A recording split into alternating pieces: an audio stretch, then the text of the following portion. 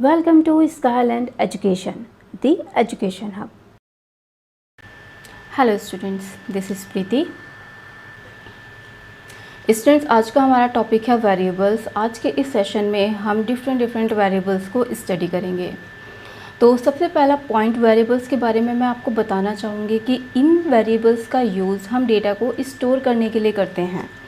इस सी में अगर आपको कुछ भी वर्क करना है, कोई भी ऑपरेशन परफॉर्म करना है, तो पहले आपको उस डेटा को किसी वेरिएबल में स्टोर करना पड़ेगा। जब तक हम उसको स्टोर नहीं करेंगे, जो हमारा डेटा है, हम उसमें कोई भी ऑपरेशन परफॉर्म नहीं कर सकते हैं। फॉर एग्ज़ाम्पल, अगर हम 10 + 20 करना चाहते हैं तो सी में डायरेक्ट ये पॉसिबल नहीं है कि आप डायरेक्ट 10 + 20 कर दें। अगर आपको कोई भी ऑपरेशन परफॉर्म करना है तो आपको उसकी वैल्यू किसी वेरिएबल में डालनी पड़ेगी, तभी आप उस पर ऑपरेशन परफॉर्म कर पाएंगे। और जिस लोकेशन में आप ये वैल्यू डालेंगे वो आपका वेरिएबल कहलाती है। तो वेरिएबल को हम ये भी कह सकते हैं कि जो वेरिएबल्स होते हैं वो मेमोरी की लोकेशन होता है, या फिर हम अदर लैंग्वेज में ये भी बोल सकते हैं कि वो सिंबल्स जिनका यूज़ करके हम मेमोरी को रिप्रेजेंट करते हैं, वो सिंबल हमारे वेरिएबल्स कहलाते हैं। इनकी वैल्यू को हम प्रोग्राम में कई बार चेंज कर सकते हैं। इनकी वैल्यू चेंजेबल होती है। अगर आपने एक वेरिएबल लिया हुआ है a और आपने एक बार इसकी वैल्यू दे दी है 10, देन आप इसकी वैल्यू नेक्स्ट टाइम 15 दे सकते हैं, 12 दे सकते हैं, 50 दे सकते हैं, 100 दे सकते हैं। That is up to you कि आप इस a की वैल्यू डिफरेंट टाइप से दे सकते हैं। और एक बार वेरिएबल को क्रिएट करने के बाद आप उसको मल्टीपल टाइम्स प्रोग्राम में यूज़ कर सकते हैं। चलिए इसका सिंटैक्स देख लेते हैं। इसका सिंटैक्स होगा, सबसे पहले हम यहाँ पे टाइप देते हैं। ये टाइप आपका कुछ भी हो सकता है कि आप अपने इस वेरिएबल में, यहाँ पे क्या होगी, आपकी वेरिएबल्स की लिस्ट होगी और जिस टाइप का आपने यहाँ पे टाइप लिखा हुआ है उसी टाइप का डेटा आप इन वेरिएबल्स में स्टोर कर पाएंगे। फॉर एग्ज़ाम्पल, अगर आपने लिखा हुआ है इंट a, तो इसका मतलब ये है कि आपका जो ये वेरिएबल है इसका टाइप है इंट यानी इंटीज़र। तो अब आप इस वेरिएबल में सिर्फ और सिर्फ इंटीज़र टाइप का डेटा स्टोर कर पाएंगे। आप इसमें अदर टाइप का डेटा स्टोर नहीं कर सकते। देन अगर आपने फ्लोट b लिखा हुआ है तो ये b हमारा वेरिएबल है। इस b में आप सिर्फ और सिर्फ फ्लोट टाइप की वैल्यू स्टोर कर सकते हैं। अगर आप चाहें कि आप इस b में कोई कैर टाइप की वैल्यू स्टोर कर सकें तो दैट इज़ नॉट पॉसिबल। अगर आपको कैर टाइप की वैल्यू स्टोर करानी है तो उसके लिए आपको अलग से डेटा टाइप लेना पड़ेगा जो कि कैर है। तो जो हमारे ये a, b और c हैं, ये तीनों ही हमारे वेरिएबल्स के नेम हैं जो कि डिफरेंट टाइप के हैं। चलिए इसके कुछ और एग्जांपल देख लेते हैं। यहाँ पे हमने a, b और c को वैल्यूज़ नहीं दी हैं। हम चाहें तो इनको यहाँ पे डायरेक्ट वैल्यूज़ भी दे सकते हैं। जैसे हमने a की वैल्यू दी है 10, b की वैल्यू हमने दी है 20, देन हमने f की वैल्यू दी है 20.8। ये हमने इसलिए दिया है क्योंकि हमारा यहाँ पे डेटा टाइप फ्लोट था। फ्लोट का मतलब होता है कि हम यहाँ पे डेसिमल में वैल्यूज़ स्टोर करा सकते हैं। देन थर्ड एग्जाम्पल में हमने c की वैल्यू दी है कैपिटल A। तो ये हमारा वेरिएबल्स का इंट्रोडक्शन था। आई होप कि ये आपको क्लियर हो गया होगा। Now move to the next slide. चलिए नेक्स्ट टॉपिक है हमारा rules for defining variables. Students, जब हम वेरिएबल्स को डिफ़ाइन करते हैं, यानी हम जब वेरिएबल्स क्रिएट करते हैं तो जो हम उनके नेम देते हैं, उनके नेम देते टाइम हमें कुछ रूल्स को फॉलो करना होता है। ऐसा नहीं है कि हम अपने अकॉर्डिंग कोई भी नेम दे सकते हैं। जब हम वेरिएबल्स के नेम डिफ़ाइन करते हैं तो जो वेरिएबल्स के नेम होंगे या तो वो अल्फ़ाबेट हो सकते हैं, या तो उसमें डिजिट हो सकती हैं, और या तो फिर उसमें अंडरस्कोर हो सकता है। इसके अलावा कोई भी सिंबल वगैरह अलाउ नहीं होते हैं। तो इन रूल्स को हम 1 बाय 1 देख लेते हैं। तो सबसे पहला है हमारा कि जब हम वेरिएबल्स के नेम रखेंगे तो उसमें सिर्फ अल्फ़ाबेट हो सकते हैं, डिजिट्स हो सकती हैं, और स्पेशल कैरेक्टर्स में सिर्फ अंडरस्कोर हो सकता है। नेक्स्ट पॉइंट है हमारा, जो वेरिएबल्स होते हैं वो किसी अल्फ़ाबेट से स्टार्ट हो सकते हैं या फिर अंडरस्कोर से स्टार्ट होंगे। इसके अलावा वो ना तो किसी स्पेशल कैरेक्टर से स्टार्ट हो सकते हैं और ना ही वो किसी डिजिट से स्टार्ट हो सकते हैं। इसका मतलब यह है कि जब भी हम वेरिएबल्स के नेम देंगे तो जब हम स्टार्टिंग करेंगे तो या तो हमारी स्टार्टिंग किसी अल्फ़ाबेट से होगी, या तो वो अल्फ़ाबेट स्मॉल भी हो सकता है, या तो फिर वो कैपिटल भी हो सकता है, और या तो वो स्टार्टिंग आपकी अंडरस्कोर से होगी। डिजिट्स अलाउड हैं, लेकिन डिजिट्स से आप वेरिएबल्स के नेम की स्टार्टिंग नहीं कर सकते हैं। आप स्टार्टिंग किसी कैरेक्टर से, किसी अल्फ़ाबेट से करिए या फिर अंडरस्कोर से करिए, और आप आगे डिजिट्स दे सकते हैं, लेकिन आप स्टार्टिंग डिजिट से नहीं कर सकते हैं।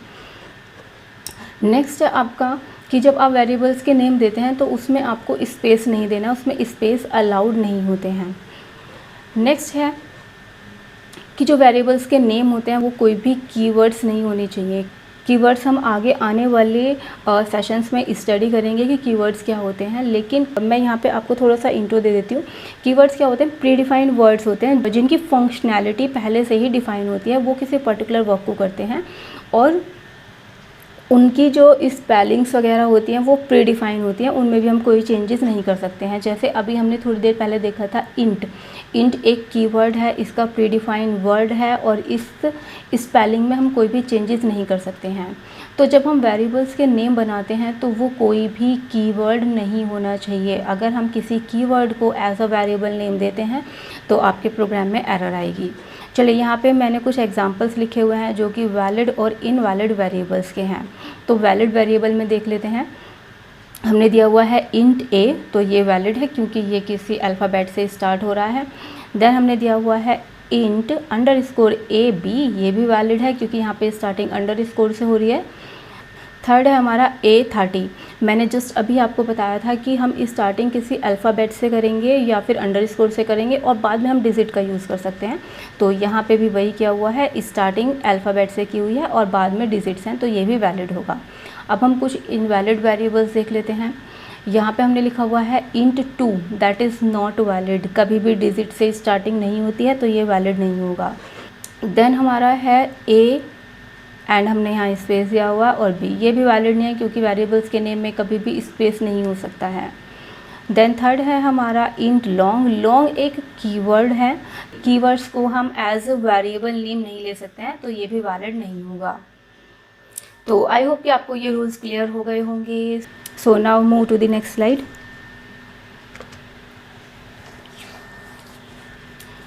चलिए, तो नेक्स्ट टॉपिक है हमारा टाइप्स ऑफ वेरिएबल्स इन सी।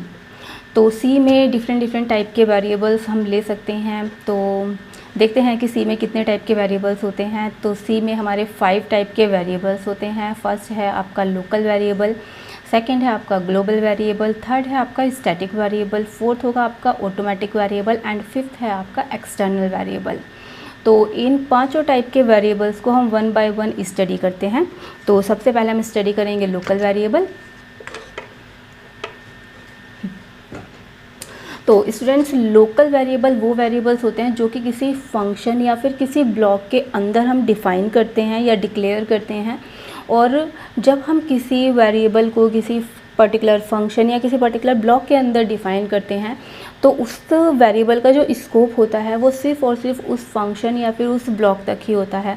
अगर हम उस फंक्शन या उस ब्लॉक के बाहर उस वेरिएबल को यूज़ करेंगे तो वो पॉसिबल नहीं होगा, यानी हमारी एरर शो होगी। तो चलिए थोड़ा सा इसको स्टडी कर लेते हैं। यहाँ पे लिखा हुआ है a variable that is declared inside function or block is called a local variable. ये मैंने आपको बता दिया है कि जब कोई वेरिएबल हम किसी फंक्शन या ब्लॉक के अंदर बनाते हैं तो वो हमारा लोकल वेरिएबल कहलाता है। It must be declared at the start of the block, और जब हम ब्लॉक की स्टार्टिंग करते हैं तभी हमें इसको डिक्लेयर कर देना चाहिए। और local variable can only be use in function where it is declared. और लोकल वेरिएबल सिर्फ और सिर्फ वहीं पे यूज़ हो सकता है जिस फंक्शन या फिर जिस ब्लॉक के अंदर आपने उसको डिक्लेयर किया है। यहाँ पे मैंने एक छोटा सा एग्जांपल भी लिखा हुआ है। यहाँ पे मैंने एक फ़ंक्शन बनाया हुआ है, इसका नेम है fun1, और यहाँ पे हमने एक वेरिएबल लिया हुआ है x और इसको हमने वैल्यू दी हुई है 10। तो ये वेरिएबल यानी जो हमारा ये x वेरिएबल है ये इस फंक्शन के अंदर है, यानी fun1 के अंदर है। तो ये वेरिएबल इस फंक्शन के लिए लोकल वेरिएबल होगा। यहाँ पे मैंने कुछ एग्जांपल्स लिखे हुए हैं जिसका यूज़ करके हम लोकल वेरिएबल्स को और ज़्यादा क्लियर करेंगे। तो स्टूडेंट्स, ज़्यादा अच्छा रहेगा कि हम इन तीनों ही एग्जांपल्स को प्रैक्टिकली कर लें। पहले मैं आपको थोड़ा सा ओवरव्यू दे देती हूँ। यहाँ पे मैंने फंक्शन 1 लिया हुआ है और यहाँ पे मैंने 2 वेरिएबल्स लिए हुए हैं a and b। And then second function में मैंने इस a की वैल्यू को प्रिंट कराया है। अगर आप यहाँ पे वेरिएबल डिक्लेयर करने के बाद उसको यहाँ पे प्रिंट करेंगे तो ऑब्वियसली एरर शो होगी, क्योंकि ये फंक्शन 1 का मेंबर है, ना कि फंक्शन 2 का। तो इसका स्कोप सिर्फ यहाँ से यहाँ तक है, यानी इस वाले इन वेरिएबल्स का स्कोप सिर्फ यहाँ से यहाँ तक है। इस फंक्शन के अंदर हम इनको यूज़ नहीं कर सकते, अगर करेंगे तो एरर शो होगी। सेकेंड एग्जाम्पल में देखिए आप, यहाँ पे मैंने फंक्शन 1 में a और b दो वेरिएबल लिए हुए हैं और दोनों को ही डिफरेंट वैल्यू असाइन की हुई है। देन फंक्शन 2 में मैंने अगेन दोनों वेरिएबल्स लिए हुए हैं और दोनों को डिफरेंट वैल्यू स्टोर कराई हुई हैं। तो आप देखेंगे कि एक ही प्रोग्राम में एक वेरिएबल को हमने 2 बार डिफ़ाइन किया हुआ है। तो ये भी पॉसिबल है, क्योंकि ये इन वेरिएबल्स का स्कोप यहाँ से यहाँ तक होगा और इन दोनों वेरिएबल्स का स्कोप यहाँ से यहाँ तक होगा, तो ये भी वैलिड होगा। देन थर्ड एग्जांपल में देख लेते हैं। यहाँ पे हमने एक वेरिएबल लिया हुआ है a इक्वल टू 100 और हमने देन एक और ब्लॉक बनाया हुआ है और इस ब्लॉक के अंदर हमने एक और वेरिएबल लिया हुआ है a इक्वल टू 10। तो आप देख सकते हैं कि हमने मेन फंक्शन के अंदर एक और ब्लॉक बना रखा है। अब यहाँ पे ये a डिफरेंट है और ये वाला a डिफरेंट है। तो चलिए इन तीनों ही एग्जांपल्स को हम प्रैक्टिकली देखते हैं, जिससे ये टॉपिक आपको और ज़्यादा क्लियर हो पाएगा।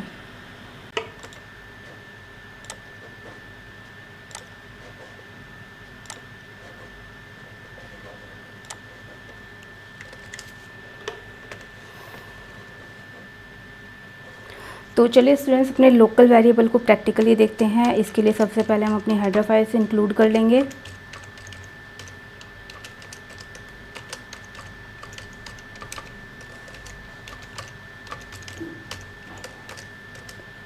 चलिए अब हम अपना मेन फंक्शन स्टार्ट करेंगे।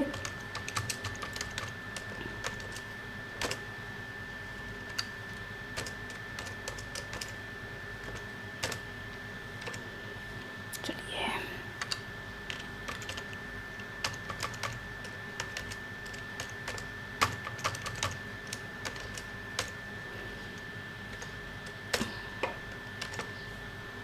तो सबसे पहले हम एक वेरिएबल ले रहे हैं, दो वेरिएबल ले लेते हैं। a, इसको वैल्यू दे देते हैं 5 और देन b ले लेंगे, इसको हम वैल्यू दे देंगे 7।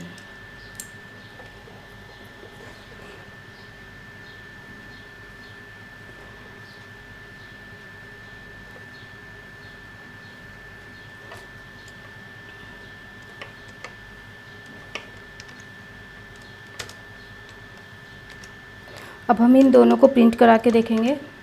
तो मैंने यहाँ पे दे दिया है printf फंक्शन और देन हम यहाँ पे देंगे %d, a, b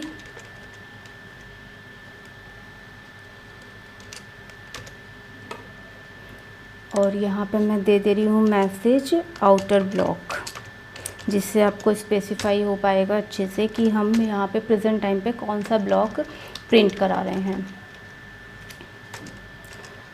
अब स्टूडेंट्स मैं यहाँ पे एक और ब्लॉक बना रही हूँ और इसके अंदर हम फिर से इंटीजर्स में दो वेरिएबल लेंगे।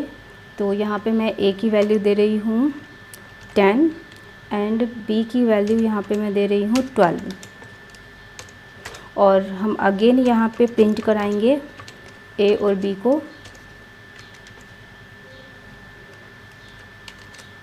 और यहाँ पे हम मैसेज में दे देते हैं इनर ब्लॉक,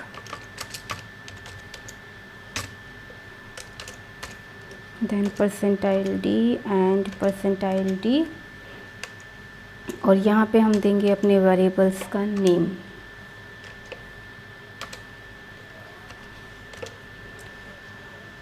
तो स्टूडेंट्स प्रोग्राम तो बन चुका है, चलिए इसको एक बारी रन करके देख लेते हैं। तो यहाँ पे हमने स्लैशन नहीं लगाया है, एक बारी में यहाँ पे स्लैशन लगा लेते हैं, जिससे आउटपुट आपको और ज़्यादा क्लियर हो पाएगा।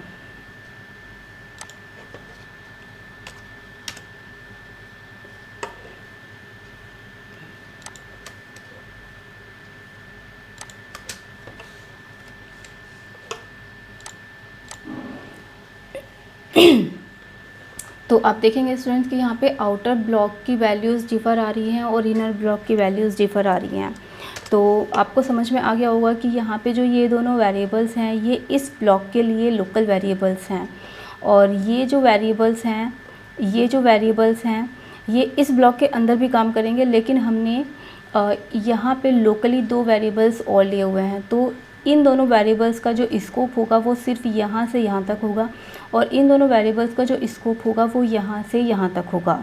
अभी हमने इसको इंट के अंदर करके देखा है, अभी हमने इसको मेन फंक्शन के अंदर करके देखा है, अब हम इसको फंक्शंस के अंदर भी करके देखते हैं।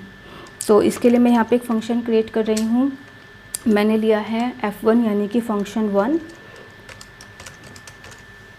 और अब हम यहाँ पे भी 2 वेरिएबल्स लेंगे सेम उसी नेम से, और मैंने दिया है यहाँ पे a equal to 40 and b equal to 50, और हम सेम यहाँ पे भी वेरिएबल्स को प्रिंट करा के देखेंगे।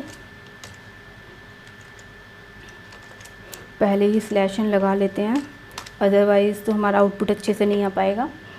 और यहाँ पे मैं लिख देती हूँ फंक्शन 1, जिससे क्लियर रहेगा कि कौन सी वैल्यूज़ हमें कहाँ से डिस्प्ले हो रही हैं। ये हो गया है, एंड देन हम देंगे %d, और देन मैं एक सिंगल स्पेस दूंगी, और देन %d, और देन हम यहाँ पे लिख देंगे a, b। तो अभी अगर हम इसको रन करा के देखेंगे तो आप देखेंगे कि ये फंक्शन भी सक्सेसफुली एग्जीक्यूट होगा। आप ये देखिए स्टूडेंट्स कि यहाँ पे हमने a और b को 3 टाइम्स ले लिया है, यानी 3 टाइम्स हमने उसको डिफ़ाइन कर लिया है, और तब भी हमारा प्रोग्राम सक्सेसफुली रन हो रहा है। What happened? ओके, हाँ, हमने फंक्शन को कॉल नहीं किया है। अभी हम फंक्शन को कॉल कर लेते हैं, तभी ये डिस्प्ले हो पाएगा। तो मैंने यहाँ पे फंक्शन को कॉल करने के लिए स्टेटमेंट लिख दिया है। अब हमारा ये वाला फंक्शन भी कॉल होगा और इसकी भी वैल्यूज़ डिस्प्ले होंगी। तो आप देख सकते हैं स्टूडेंट्स कि यहाँ पे फंक्शन 1 में जो हमने a और b की वैल्यूज़ दी थी वो भी डिस्प्ले हो रही है। अभी हम यहाँ पे एक और फंक्शन बना के देख लेते हैं, void f2 यानी function 2,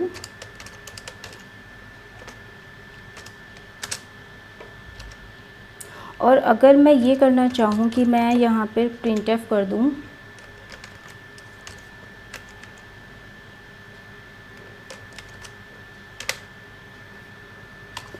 /n function 2 %d and यहाँ पे मैं दे दूँ a, b। तो अब हम प्रोग्राम को रन करके देखते हैं, और यहाँ पे भी हमें फंक्शन को कॉल करना पड़ेगा। तो हम f1 के नीचे ही फंक्शन 2 को भी कॉल कर लेते हैं, और अब हम प्रोग्राम को एग्जीक्यूट करके देखेंगे। तो स्टूडेंट्स आप देखेंगे कि यहाँ पे एरर शो हो रही है। तो what is the reason behind it? क्योंकि ये जो a और b वेरिएबल्स हैं इनको हमने f2 में डिफ़ाइन नहीं किया हुआ है। तो क्योंकि f2 के पास कोई भी a और b वेरिएबल्स हैं ही नहीं, तो ये उसको प्रिंट ही कैसे कर पाएगा? क्योंकि जो ये वाले a और b हैं, ये वाले जो a और b हैं इनका स्कोप यहाँ से यहाँ तक है, ये वाले जो b हैं उनका स्कोप यहाँ से, और हाँ, इनका स्कोप यहाँ से यहाँ तक है, और जो ये वाले a और b हैं उनका स्कोप यहाँ से यहाँ तक है। तो ओब्वियसली जब f2 के पास कोई भी a और b नहीं है तो वो वैल्यूज़ को प्रिंट ही कैसे करा पाएगा? हम यहाँ पे ये कर सकते हैं कि हम यहाँ पे फिर से इंटीजर दे दें, यहाँ पे हम फिर से a और b की वैल्यू दे दें। तो यहाँ पे भी मैं दे रही हूँ 90 और b की वैल्यू मैं दे रही हूँ 100। अब ये सक्सेसफुली एग्जीक्यूट हो पाएगा। चलिए अब हम इसको एक बारी और रन करके देख लेते हैं। तो आप देख सकते हैं कि फंक्शन 2 में जो हमने वेरिएबल्स दिए हुए हैं उनकी वैल्यू भी डिस्प्ले हो रही है। तो आई होप स्टूडेंट्स कि आपको लोकल वेरिएबल्स का कॉन्सेप्ट अच्छे से क्लियर हो गया होगा। लोकल वेरिएबल्स का जो स्कोप होता है वो सिर्फ और सिर्फ उन फंक्शंस के या फिर ब्लॉक के अंदर होता है जिसमें कि उनको डिक्लेयर और डिफ़ाइन किया गया है। तो यहाँ पे इन दोनों वेरिएबल्स का स्कोप यहाँ से यहाँ तक है, इन दोनों वेरिएबल्स का स्कोप यहाँ से यहाँ तक है, और इन दोनों वेरिएबल्स का स्कोप यहाँ से यहाँ तक होगा, और इन दोनों वेरिएबल्स का स्कोप यहाँ से यहाँ तक होगा। नेक्स्ट वेरिएबल है हमारा ग्लोबल वेरिएबल। ऐसे वेरिएबल्स जो कि किसी ब्लॉक के या फिर किसी फंक्शन के बाहर डिक्लेयर किए जाते हैं वो ग्लोबल वेरिएबल्स होते हैं, और इनका जो स्कोप होता है वो पूरे के पूरे प्रोग्राम में होता है। यानी कि अगर हमने एक बार ग्लोबल वेरिएबल बना दिए हैं और हमारे प्रोग्राम में मल्टीपल फंक्शंस हैं, तो हम हर फंक्शन के अंदर उन वेरिएबल्स को यूज़ कर सकते हैं। इनफैक्ट जो ये फंक्शंस या फिर ब्लॉक हैं वो उन ग्लोबल वेरिएबल्स की वैल्यूज़ को चेंज भी कर सकते हैं। ऐसा नहीं है कि भाई अगर आपने यहाँ पे एक बार वेरिएबल बना दिया है तो ये फंक्शंस इस वेरिएबल की वैल्यू को चेंज नहीं कर सकते हैं, ये पॉसिबल है। चलिए इसको थोड़ा सा स्टडी कर लेते हैं। लिखा हुआ है a variable that is declared outside the function or block is called a global variable, कि ऐसे वेरिएबल्स जो कि किसी फंक्शन या फिर ब्लॉक के बाहर डिक्लेयर किए जाते हैं उनको हम ग्लोबल वेरिएबल बोलते हैं। और कोई भी फंक्शन इन ग्लोबल वेरिएबल्स की वैल्यू को चेंज कर सकता है, और ये जो ग्लोबल वेरिएबल्स होते हैं ये सभी फंक्शन के लिए अवेलेबल होते हैं, यानी कोई भी फंक्शन इनको यूज़ कर सकता है। अ global variable can be use in all functions, यानी कि सभी फंक्शंस इनको यूज़ कर सकते हैं। तो इसका एक छोटा सा एग्जांपल देख लेते हैं। यहाँ पे आप देख सकते हैं कि जैसे ही हमने फंक्शन बनाया है, उस फंक्शन को बनाने से पहले ही हमने एक वेरिएबल दे दिया है that is int value equal to 20, यानी यहाँ पे वेरिएबल का नेम होगा वैल्यू, और यहाँ पे हमने वैल्यू दी हुई है 20, तो वैल्यू यहाँ पे ग्लोबल वेरिएबल है। और अगर ये वाला फंक्शन इस वैल्यू वेरिएबल को यूज़ करना चाहे तो वो डेफिनेटली कर सकता है, या फिर वो अंदर आके यानी अपने ब्लॉक के अंदर आके वो वैल्यू यानी वैल्यू नाम के वेरिएबल को भी चेंज कर सकता है। इसके कुछ एग्जांपल्स देख लेते हैं। यहाँ पे मैंने एक प्रोग्राम लिया हुआ है और इस प्रोग्राम में हमने दो फंक्शंस बनाए हुए हैं। यहाँ पे हमने सिर्फ उनको डिक्लेयर किया हुआ है, यहाँ पे डिफ़ाइन नहीं किया हुआ है। और यहाँ पे हमने दो वेरिएबल लिए हुए हैं a एंड b, और दोनों की ही वैल्यू हमने 10 दी हुई है। तो ये दोनों ही वेरिएबल हमारे ग्लोबल वेरिएबल होंगे क्योंकि हमने इनको ब्लॉक से और फंक्शंस के बाहर दिया हुआ है। अब हमारा मेन फंक्शन स्टार्ट होगा और हमने जो हमारे ये a और b ग्लोबल वेरिएबल से इनको प्रिंट करा है, तो ऑब्वियसली ये यहाँ पे प्रिंट होंगे।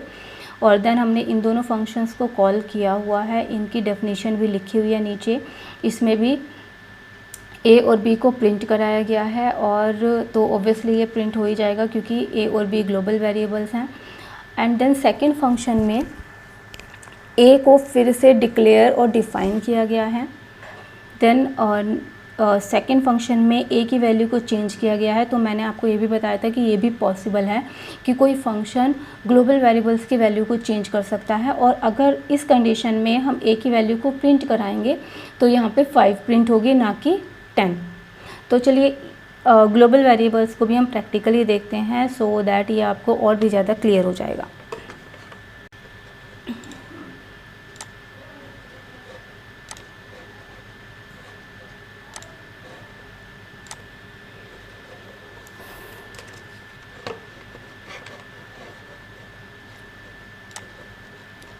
हम अपने इसी वाले प्रोग्राम को थोड़ा सा मॉडिफाई कर लेते हैं।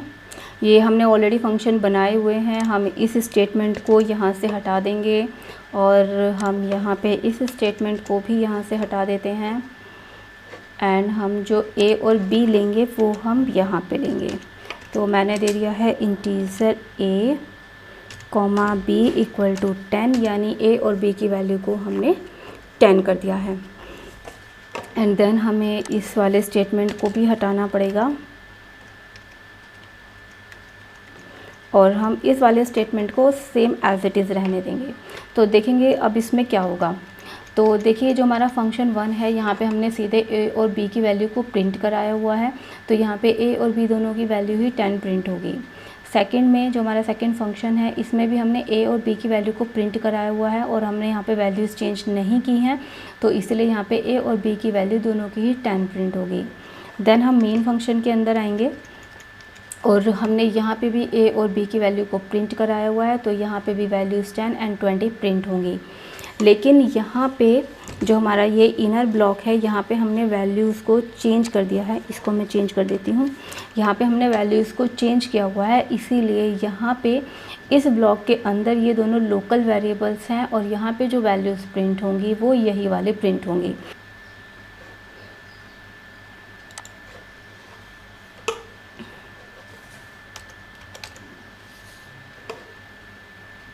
चलिए इसको प्रिंट करके देखते हैं।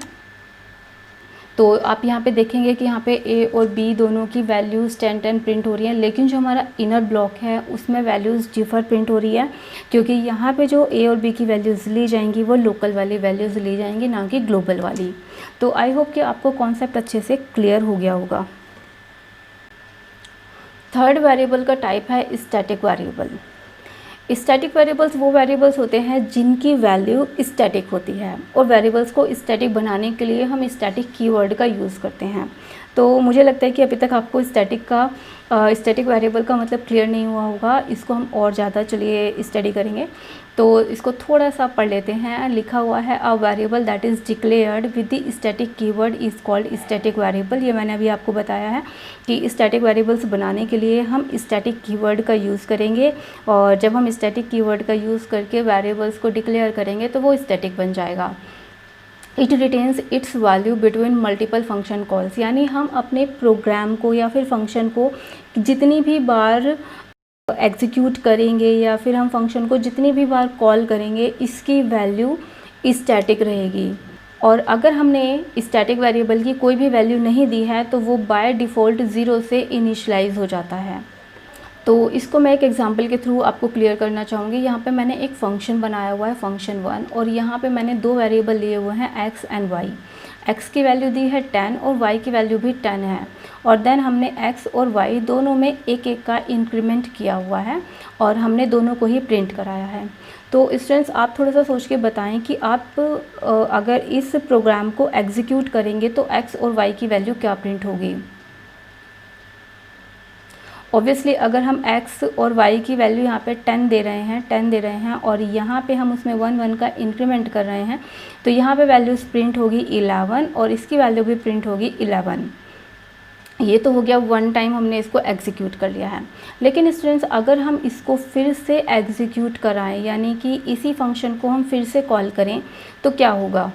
यहाँ पे ये होगा कि जो हमारा x है ये फिर से इनिशलाइज होगा और यहाँ पे फिर से x की वैल्यू 11 हो जाएगी। तो क्या सेम यही y के साथ भी होगा? नहीं होगा। यहाँ पे y की वैल्यू 11 नहीं होगी, यहाँ पे y की वैल्यू 12 होगी। तो जब हमने इसको फर्स्ट टाइम कॉल किया था तो इसकी वैल्यू 11 हो चुकी थी, तो वो वैल्यू अब स्टैटिक हो चुकी है। तो यहाँ पे जब वो y की वैल्यू लेगा, है ना, जो आपका कंट्रोल होगा, जब वो y की वैल्यू लेगा तो वो 10 नहीं लेगा, वो 11 लेगा। और यहाँ पे जब इंक्रीमेंट होगा तो वो 11 + 1 होगा, ना कि 10 + 1। तो यहाँ पे y की जो वैल्यू होगी वो 12 हो जाएगी। देन अगर आप फिर से इस फंक्शन को एग्जीक्यूट करेंगे तो फिर क्या होगा, x की वैल्यू तो फिर भी 11 ही रहेगी, क्योंकि x बार बार इनिशलाइज होगा, लेकिन जो y है वो बार बार इनिशलाइज नहीं होगा। वो उसकी जो पहले वाली स्टैटिक वैल्यू थी उसी को लेगा और उसी पे वो इंक्रीमेंट करता जाएगा। तो यहाँ पे y की जो वैल्यू थी वो हम 12 कर चुके थे, और अब अगर हम 1 का इंक्रीमेंट करा रहे हैं तो ऑब्वियसली y की वैल्यू यहाँ पे 13 प्रिंट होगी। देन अगर हम इसको एक और बार रन कराना चाह रहे हैं तो x की वैल्यू अभी भी 11 ही प्रिंट होगी, लेकिन y की वैल्यू 14 हो चुकी होगी। तो आई होप कि आपको ये अच्छे से क्लियर हो गया होगा। तो इसको हम एक एग्जाम्पल के थ्रू भी समझ लेते हैं। यहाँ पे मैंने एक फ़ंक्शन बनाया हुआ है फंक्शन 1। यहाँ पे सिर्फ हमने उसको डिक्लेयर किया है, डिफ़ाइन नहीं किया है। और हमने यहाँ पे दो वेरिएबल लिए हुए हैं। ए को हमने कोई वैल्यू नहीं दी है और बी को हमने वैल्यू दी है 10। बी को हमने यहाँ पे वैल्यू दी हुई है 10, और मेन फंक्शन के अंदर हमने इसी फंक्शन को 3 टाइम्स कॉल किया हुआ है। और देख लेते हैं इस फंक्शन के अंदर हमने क्या लिखा हुआ है। यहाँ पे हमने वेरिएबल a को इनिशलाइज किया है 1 से, और b को हमने यहाँ पे स्टैटिक बना दिया है, और हमने इसको वैल्यू दी हुई है 100, और हमने यहाँ पे प्रिंट कराया हुआ है a को और b को, और हमने इन दोनों में ही एक एक का इंक्रीमेंट किया हुआ है। तो स्टूडेंट्स ये तो मैं आपको पहले ही समझा चुकी हूँ कि ये किस तरीके से रन होगा। इसको एक बारी मैं प्रैक्टिकली भी दिखा देती हूँ कि ये किस तरीके से वर्क करेगा।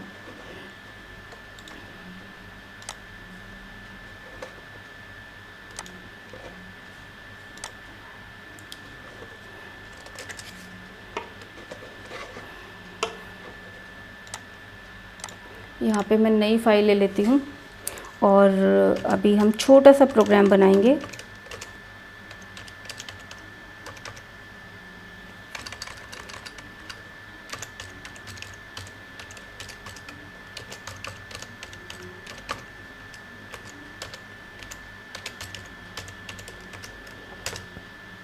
तो सबसे पहले हम अपना फंक्शन बना लेते हैं। तो मैंने फंक्शन का नेम दे दिया है f1।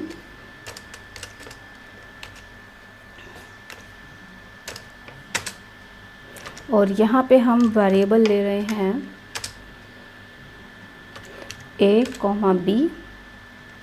और यहाँ पे मैं वैल्यू दे देती हूँ। a को मैंने वैल्यू दी है 10 एंड मैंने b को वैल्यू दी है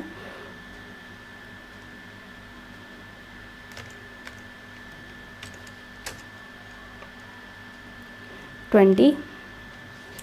और b को हम स्टैटिक कर लेते हैं क्योंकि हमें एक स्टैटिक वेरिएबल भी चाहिए। Static int b।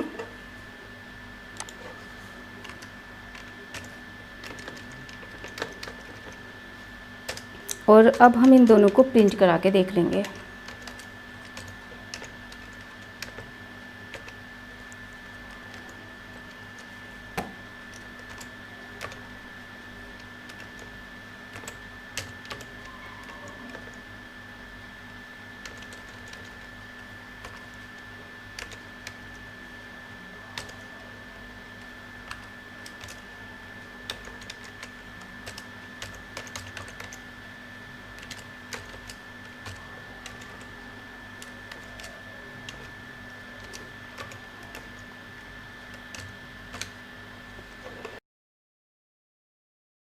तो फंक्शन तो हमारा बन चुका है। अब हम अपना मेन फंक्शन बना लेते हैं जिसमें हम इस फंक्शन को कॉल करेंगे।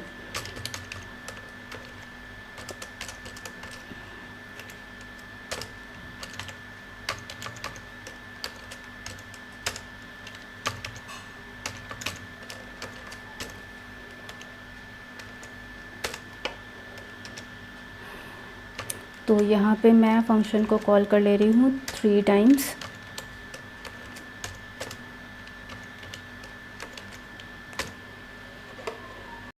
अब हम प्रोग्राम को रन करके देखेंगे। /n नहीं लगाया है हमने।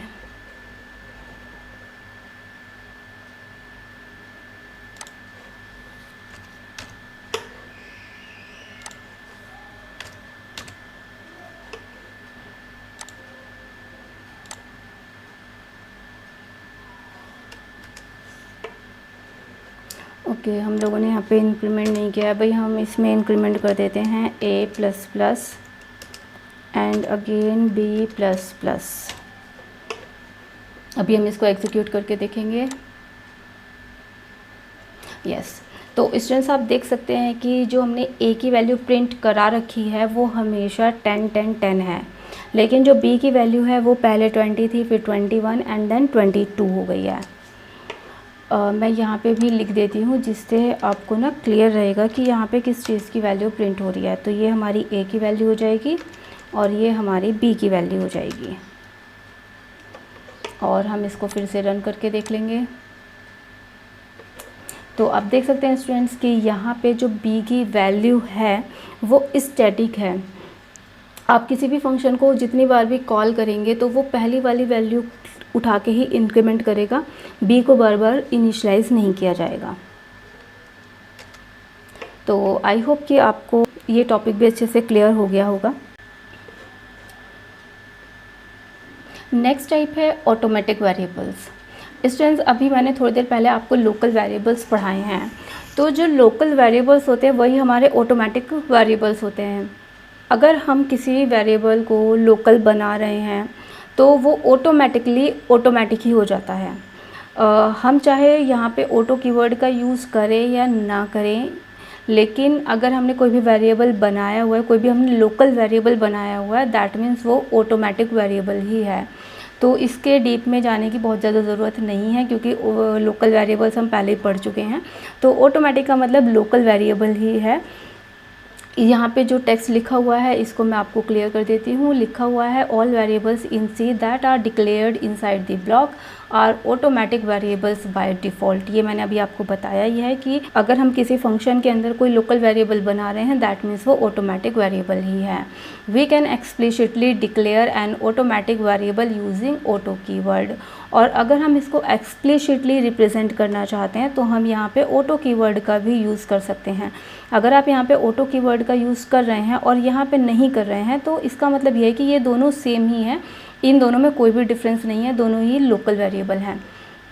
The variable that are defined inside a function is known as automatic variables। और obviously जो local variables होते हैं उनको हम किसी function या block के अंदर define करते हैं, तो जो auto variables हैं वो भी local variables ही हैं, तो इसीलिए उनको भी किसी function के अंदर ही define और declare किया जाएगा। You may or may not use the auto keyword before the data type। और data type के पहले जो आप ये auto keyword लिख रहे हैं ये optional है, अगर आप नहीं लिखेंगे तो भी ये सेम वर्क करेगा, लिखेंगे तो भी सेम वर्क करेगा। Because compiler will automatically assume it to be auto.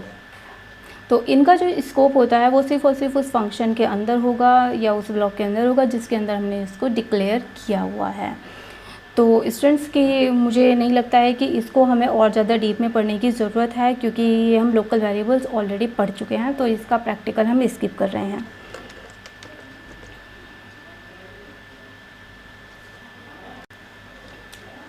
Next and last type है हमारा external variables. Students, external variable भी ग्लोबल वेरिएबल ही होते हैं, लेकिन जो हमारे ग्लोबल वेरिएबल हैं और जो एक्सटर्नल वेरिएबल हैं उनमें थोड़ा सा डिफरेंस होता है। जो ग्लोबल वेरिएबल्स होते हैं उनका स्कोप पूरे के पूरे प्रोग्राम में होता है। आपने अगर 100 या 1000 कितने भी फंक्शंस आपने अपने प्रोग्राम में बनाए हैं वो ग्लोबल वेरिएबल सभी फंक्शंस में वर्क करते हैं। लेकिन जो एक्सटर्नल वेरिएबल्स होते हैं उनका स्कोप बियॉन्ड द प्रोग्राम होता है। यानी अगर आप मल्टीपल प्रोग्राम्स में किसी वेरिएबल का यूज़ करना चाहते हैं तब आप उस वेरिएबल को एक्सटर्नल बना सकते हैं, और जब आप किसी वेरिएबल को एक्सटर्नल बनाएंगे तो आप किसी भी प्रोग्राम में उसका यूज़ कर सकते हैं। तो आई होप आपको जो डिफरेंस है वो क्लियर हुआ होगा। ग्लोबल वेरिएबल्स का स्कोप सिर्फ और सिर्फ एक प्रोग्राम में होता है, लेकिन एक्सटर्नल वेरिएबल्स का जो स्कोप होता है वो बियॉन्ड दी प्रोग्राम होता है। आप मल्टीपल प्रोग्राम्स में एक्सटर्नल वेरिएबल को यूज़ कर सकते हैं। तो चलिए थोड़ा सा इसको स्टडी कर लेते हैं। We can share a variable in multiple C source file by using an external variables. तो लिखा हुआ है कि एक्सटर्नल वेरिएबल्स का यूज़ करके हम किसी वेरिएबल को मल्टीपल सोर्स फाइल में यूज़ कर सकते हैं। To declare an external variable you need to use extern keyword. और किसी वेरिएबल को एक्सटर्नल बनाने के लिए हम एक्सटर्न कीवर्ड का यूज़ करते हैं। External variable is active in whole the program and it can be used by all the functions in the program and remain active till the end of the program। तो ये मैं आपको पहले बता चुकी हूँ कि इसको पूरे के पूरे प्रोग्राम में तो होगा ही होगा, और बियॉन्ड द प्रोग्राम भी होता है, हम किसी और प्रोग्राम में भी इसका यूज़ कर सकते हैं। तो इसको एक एग्जांपल के थ्रू समझते हैं। मैंने यहाँ पे ये एक फ़ाइल बनाई हुई है, अभी फाइल को हम बाद में डिस्कस करेंगे, पहले हम वेरिएबल डिस्कस कर लेते हैं। यहाँ पे मैंने एक वेरिएबल लिया हुआ है x और इसको मैंने वैल्यू दी हुई है 10, और ये जो x है वो इंटीजर टाइप का है और वो एक्सटर्न टाइप का भी है, यानी इसका जो स्कोप होगा वो बियॉन्ड दी प्रोग्राम होगा। तो इस स्टेटमेंट को हम सेव कर लेंगे एक फ़ाइल में, और इस फाइल का मैंने नाम लिखा हुआ है myfile.h। यानी कि जब आप इस फाइल को सेव करेंगे तो इसका एक्सटेंशन आपको h रखना है, मतलब .h रखना है। देन हम एक और प्रोग्राम बनाएंगे जिसमें कि हम इस वेरिएबल को यूज़ करेंगे। तो इस वेरिएबल को अपने प्रोग्राम में इंक्लूड करने के लिए हमारे पास सबसे पहला स्टेप होगा कि हम इस वाली फ़ाइल को अपने प्रोग्राम में इंक्लूड कर लें। इस फाइल को प्रोग्राम में इंक्लूड करने के लिए हम इस फाइल का नेम डबल कोटेशंस के अंदर लिखेंगे, एंड देन हम अपनी रेगुलर हेडर फाइल्स लिखेंगे, एंड देन हम इस वेरिएबल को प्रिंट कराएंगे। इसको प्रिंट कराने के लिए हमने एक फंक्शन बनाया हुआ है प्रिंट वैल्यू, और यहाँ पे हमने इस वेरिएबल का नेम, यहाँ पे तो हमने एक जनरल वे में लिख दिया है ग्लोबल वेरिएबल, यहाँ पे आपका इस वेरिएबल का नेम आ जाएगा जिसको कि हम प्रिंट कराना चाह रहे हैं। तो चलिए इसको हम प्रैक्टिकली भी देखते हैं कि ये कैसे वर्क करेगा। तो इसके लिए हम अपना सी का एडिटर ओपन करेंगे,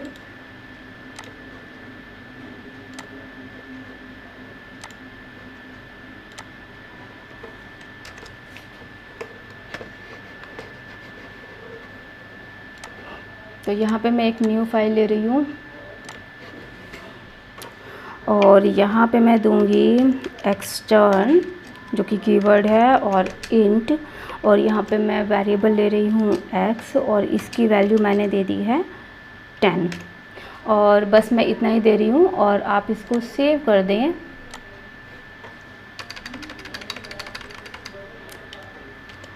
माई फाइल डॉट एच, यहाँ पर आपको ये ध्यान रखना है कि जो आपको एक्सटेंशन देना है वो डॉट एच देना है। तो ये फ़ाइल सेव हो चुकी है। अब हम एक और फाइल क्रिएट कर लेते हैं। तो यहाँ पे सबसे पहला हमारा स्टेप रहेगा कि हम माई फाइल को इंक्लूड कराएं इस प्रोग्राम में, जो कि मैंने करा दिया है, और इसको हमें डबल कोटेशंस के अंदर रखना है। देन हमारी जो रेगुलर हेडर फाइल्स होती हैं उनको हम इंक्लूड करा लेंगे। Then hash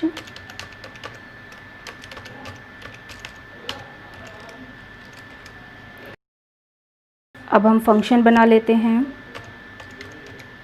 void f1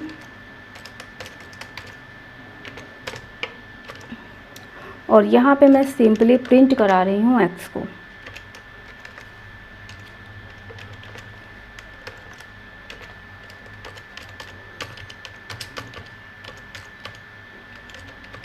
global variable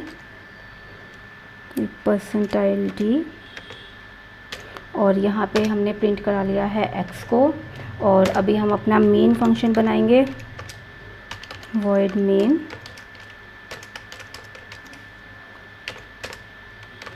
clr clear screen function लगाएंगे। देन गेट ch फंक्शन का यूज़ करेंगे, एंड देन यहाँ पे हम इस फंक्शन को कॉल कर लेंगे जो कि f1 है। तो चलिए इस प्रोग्राम को एग्जीक्यूट करके देखते हैं।